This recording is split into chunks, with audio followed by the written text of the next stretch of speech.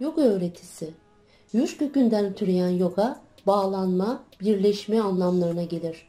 Ruhsal, zihinsel ve fiziksel benliğin dönüşüm öğretisidir. Geniş içeriğiyle mutlak ile bir olmayı arayan kadim bir uğraştır. Nihai tamlık, bütünlük ve birlik amaçlanmaktadır. Rigveda'da kökeni olan yuş, esas olarak atı bağlamak, koşmak anlamında ilk kez kullanılmıştır. Bu felsefe bedendeki prananın yani yaşam enerjisinin doğru bir şekilde kullanılmasını ve denetlenmesini amaçlar. Böylelikle prana kontrolü ile zihin hakimiyet altına alınabilir ve benliğin asıl olan potansiyelini gerçekleştirerek tezahür ettirebilir. Yoga öğretisi kişinin bedensel, zihinsel, enerjik, duygusal ve psikolojik sınırlandırmalarını çözümleyerek uygulayan kişinin manevi ve fiziksel olarak sınırlandırdığı potansiyelinin genişletilmesiyle hayatınızda dönüşüm yaratır. Bu durumu sakinlik, uyum ve denge izler. Kişinin beden, zihin ve nefes arasındaki uyumu hem kendi içsel farkındalığına katkı sağlar hem de dış dünya ile iç dünyası arasındaki dengeyi bulmasında yardımcı olur.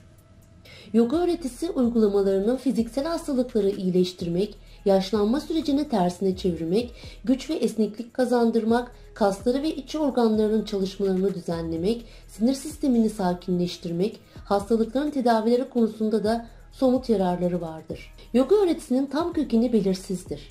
Arkeolojik çalışmalarda Pakistan Indus Vadisi'nde M.Ö. 2700 yıllarına ait bağdaş kurmuş, başında boynuzları olan hayvanların efendisi olarak tasvir edilen bir tablet bulunduğu bilinmektedir. Yaklaşık 2000 yıl önce ise Patanjali Yoga Sutralarda yoga öğretisini derlediği ve bize aktardığını biliyoruz. Yoga öğretisi Budist, Hindu, Samkhya, Vedanta, Jainism felsefelerinden etkilenmiştir.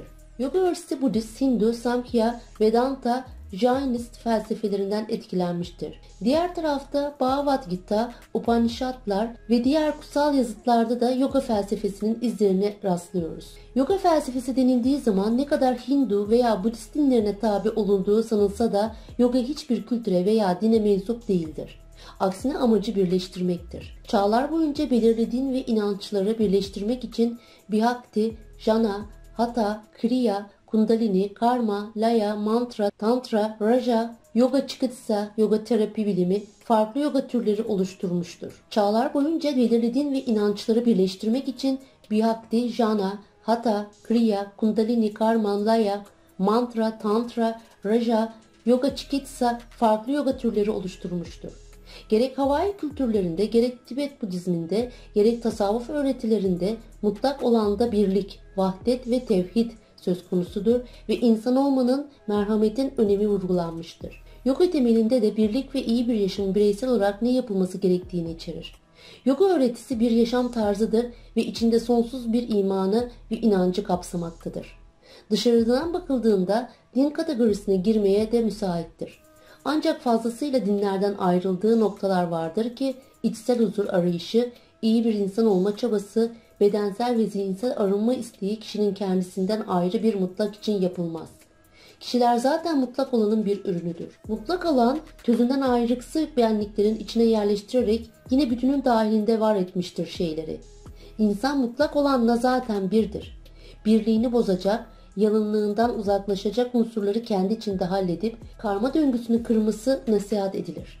Kişi günahkar ya da kirlenmiş değil, saf olan bir varlıkken anda kendi potansiyelini görmeyen kişidir. Yoga öğretisine göre benliğin gerçek bir doğası ve kalan her şeyin birlikle ilişkili olduğu, tamlığın tam olarak benimsenmemiş olması, hastalıkları ve acıları yani kileşaları beraberinde getirir. Upanishadların diğer ismi olan Vedanta, Vedaların son kısmı anlamına gelir. Brahman'ın doğasıyla ilgili öğretilere yaslanan farklı düşünce okullarının genel ismidir. Advaita Vedanta mutlak tekliği ve birliği öğretir. Yoga öğretisiyle kardeş gibidirler. Vedanta'ya göre Tanrı, tekil ruhlar ve madde birbirleriyle bağlantılıdır. Aham Brahma asmi yani ben Brahmanım en önemli içeriğidir. Bu öğretiye göre evren veya doğa maya yani bir yanılsamadır. Upanishadlarda örümcek ağı örneğiyle bu öğreti açıklanmaya çalışır. Nasıl ki ağı örümcek var ediyorsa evrende Brahman olmadan var edilemez. Bu okulun en önemli öğretmenlerinden biri Adi Sankaracharya'dır. Diğer kollarından biri olan Visistadvaita Vedanta kısıtlı bir birliğin ve tekliğin olduğunu savunur. Tanrı vardır ancak varlığını çoklukla gösterir. Bu açıdan bakılınca dünya bir yanılsama değil, gerçektir. Her ne kadar birey ve madde Brahman ile ilişkide olsa bile onunla aynı şekilde var olamaz.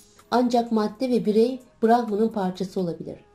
Dvaita Vedanta ise dualizmi yani ikiciliği öğretir. Birey, madde ve Brahman birbirleriyle bir olamaz. Ayrıdırlar. Dünya gerçek olandır. Bireyin Tanrı için hizmet ancak haricileri özgürlüğüne kavuşturabilir. Bireyin Tanrı için hizmeti ancak haricileri özgürlüğüne kavuşturabilir. Kanalıma ilk defa denk geldiyseniz dilerseniz kanalıma abone olabilir, beğeni bırakabilir. Diğer videolarımdan haberdar olmak isterseniz zil butonuna tıklayarak bildirimleri açabilirsiniz.